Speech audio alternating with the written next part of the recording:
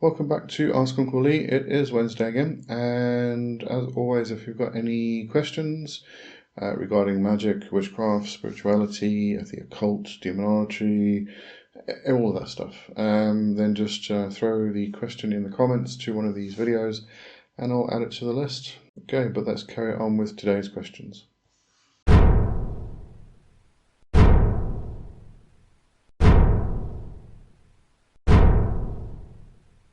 I'm Lee W. Johnson. Don't forget to subscribe or get more on Patreon. Okay, so first question is this one. Let me go here. Sleepless Legacy 1025. Hey there, thank you for uploading this video. It's a pleasure. I can't remember which one it was for though. I have a few questions if that's okay by you. It is indeed. Actually, this was on one of the Servitor videos. So I wasn't actually an Ask Uncle Lee, but I did ask if we can add these questions to this segment today because I thought they were pretty good. Number one, is it possible to manifest a servitor physically into the 3D? Not really. It is possible. It is possible, but I did speak about theophany, which is physical manifestation of a spirit, or the manifestation of a spirit into physical appearance, and it's so rare and it takes so much effort that it's not really worthwhile. Let's put it that way. But yeah, it is possible. Anything's possible. Two, can the servitor only be perceptible by me like a tulpa but still physical? Could be, yes. You might be getting into areas like the golem, which is a physical entity which has been brought to life through magic. Said not to have a soul, but is brought to life and does a particular task. That's another way we could make this particular thing physical, but again, those kind of rituals are extremely difficult. They are kind of, a lot of them are kept secret. The creation of a golem is only done by rabbis, that type of thing. But again, doesn't mean it's not impossible. Anything is possible.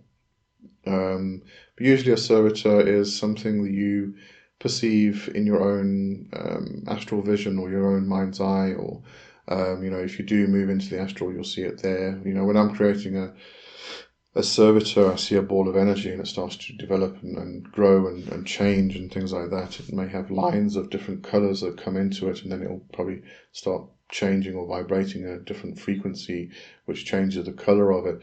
All of those things. A lot of people will see it forming into some kind of body, but it is astrally. It's with your astral vision, with your second sight, with your psychic vision, and all of those things.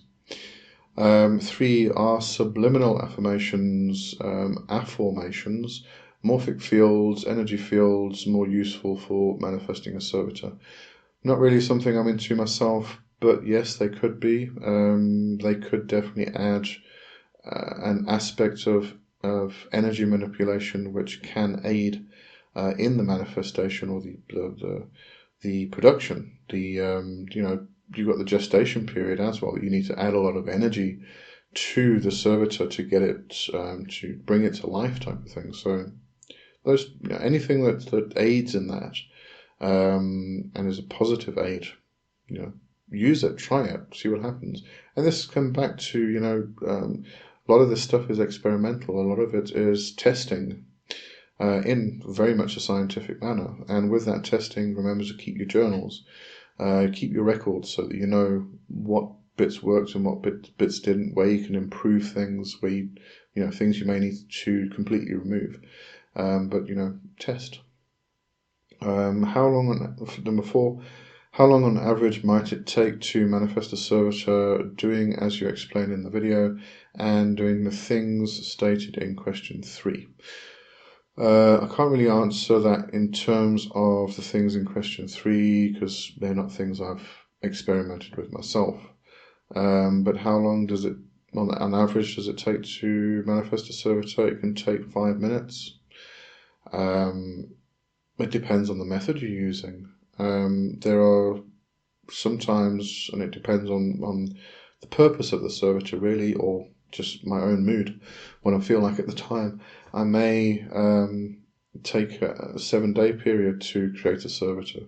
I may take an entire moon phase, or from usually, not an entire moon phase, but usually from new moon to full moon. So I'll start the process on the new moon because it's the initialization process or stage, and for 2 weeks I'll just keep adding and building, and then at the full moon I'll launch. So I often like to do that. But I mean, I've created servitors in literally 5 minutes.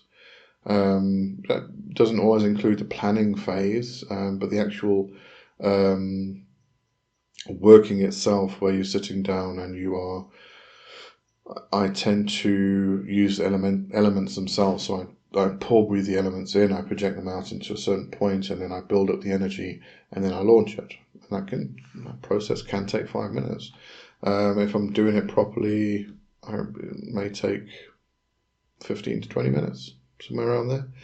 The planning stage is usually the longest period of the whole thing. Trying to get whittle the purpose down, trying to get it right, make sure that if you tell it to do something, it won't go off and do something completely different that you weren't expecting and could be quite disastrous to you, and all of that stuff. So the planning stage can usually take quite a long time, and you'll actually find that during that planning stage you're actually starting to build the servitor already, because it's a thought form and you are thinking about it. You are putting thought into the actual planning and the process of the creation, and therefore you are, during that entire phase, you are creating and building, putting more energy into the servitor itself.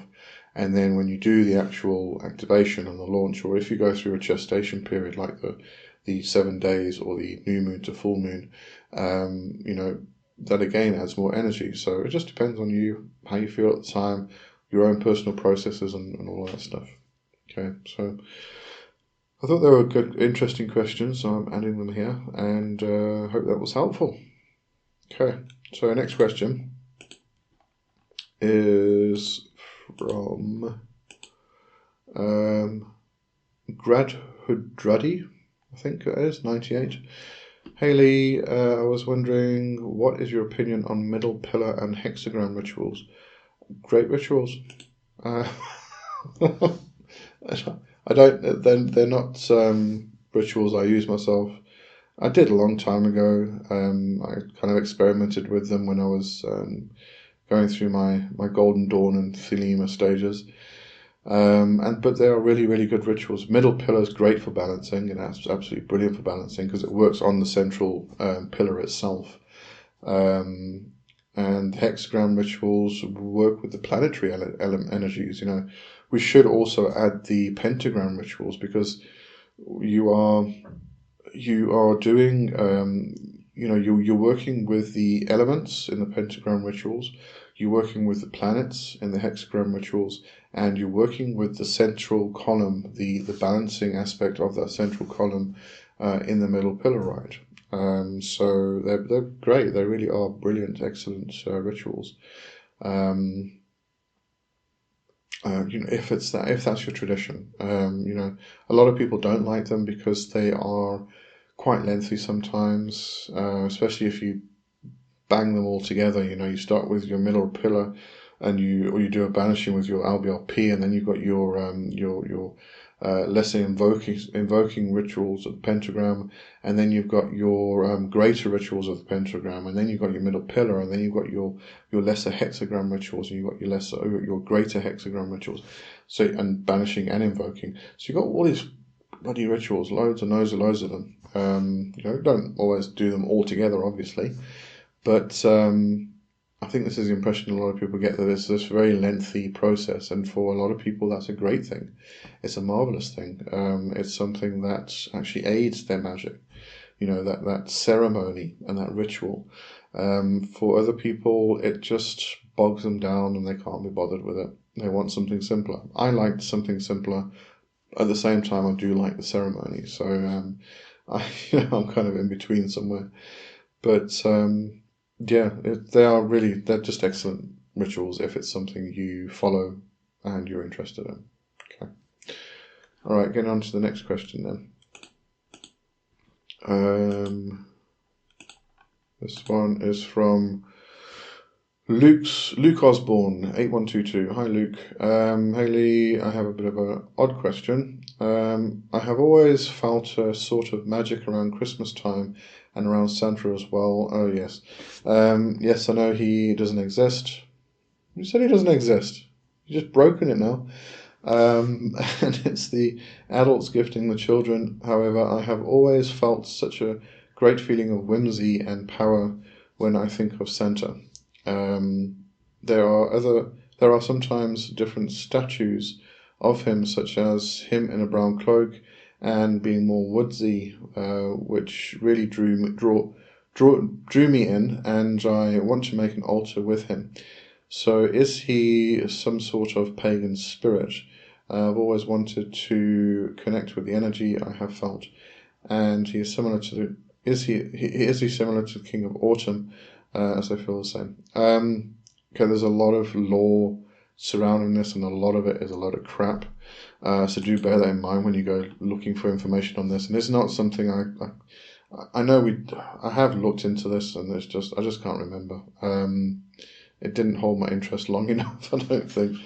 But there's the whole idea of Santa wearing the red and white, which is supposedly a thing that Coca-Cola created. So it's a whole commercialized thing. There is a lot of lore suggesting that Santa is or Saint Nicholas, but also Odin, and a lot of different pagan entities, but a lot of different pagan gods. I think a lot of it is just reaching. It's kind of just wishful thinking. But at the same time, there's no reason why you can't worship Santa Claus. Why not? Santa Claus does exist, by the way. It may be a myth and a story that we tell our kids, and we may be the ones giving them the gifts, but that does not mean that Santa does not exist. Anything that we have conceived within our imaginations exists. So yes, Santa exists, and Santa's a very necessary part of our culture. And this is way beyond any kind of pagan relationship now. I mean, forget about that. We don't really need that anymore. We have this entity that exists, and it really does. I mean, this is where egregores come from. Enough people think about, feed a thought, an idea, and a spirit will arise, and an egregore will be formed. If you haven't, I'm shocked if you haven't, but if you haven't, go and watch Hogfather, Terry Pratchett's the movie from Terry Pratchett's book. You can read the book as well. The book's amazing. All of his books are amazing, but if you want to, the movie is just brilliant. The movie is fantastic. But watch that, and I think you'll probably connect a lot with that, because it comes back to the whole idea of, if you remove this element out of our culture, what happens to our culture? Does it continue? If you removed the idea that if the sun didn't rise in the morning, then the world would end. Scientifically, we know the sun's going to rise, unless something really bad happens. But something's got to push the sun up in the morning. If you remove that idea, you remove the whole fantasy. You remove everything, imagination. It's all gone, and then what's the point? So yes, Santa Claus is real, and if you want to worship Santa Claus, do so. Nothing's stopping you. And if anybody says that you can't do it, tell them to go piss off. Because absolutely, is he similar to the King of Autumn? No, probably not. I'm trying to think which King of Autumn you're talking about, but No, I would associate Santa Claus with Yule, so definitely winter, and the hope that the sun will come back. So probably the Winter King, yes, but probably not the Autumn King. You got to also remember when it comes to the seasons as well. There's some older cultures which only considered there to be 2 seasons, and then it became 3 seasons, and then eventually it became 4 seasons. So even the seasons were a bit mixed up back in the day. But yeah, no, that's my answer. If you want to worship Santa Claus, because there definitely is some magic around Christmas time. I've kind of lost that, I must say, and I do feel sad about it every now and again. And I say I've lost it because I was born in England, in Coventry, and as a kid, oh God, I used to love Christmas. But it was cold. It was, it wouldn't snow. It would. Well, I do remember one Christmas we had snow, but it usually snowed around January, February time. But it was cold, and it was, we'd have the fire going and all the usual Christmas stuff, you see in the movies and whatnot. And then we moved to South Africa, and the seasons switched, and now it's midsummer during Christmas time. So I think that kind of ruined it for me. It's never been the same since then. Plus, you kind of grow up, and I'm glad, you do kind of grow up, and you that kind of shifts out of you. So I am glad as an adult you still feel the magic around Christmas time, because it's a wonderful feeling. It's a lovely feeling. And, I think if we can reach back to our childhood a bit more often and bring play back, play with things, pick up rocks and play with them, we'd be a lot happier and a lot more settled, I think. But, yeah. Yeah, okay, that's it. Go worship Santa. That's all I have to say. All right, and that is the end of today's questions. I'll see you next time. Thanks for watching. Cheerio. Bye-bye.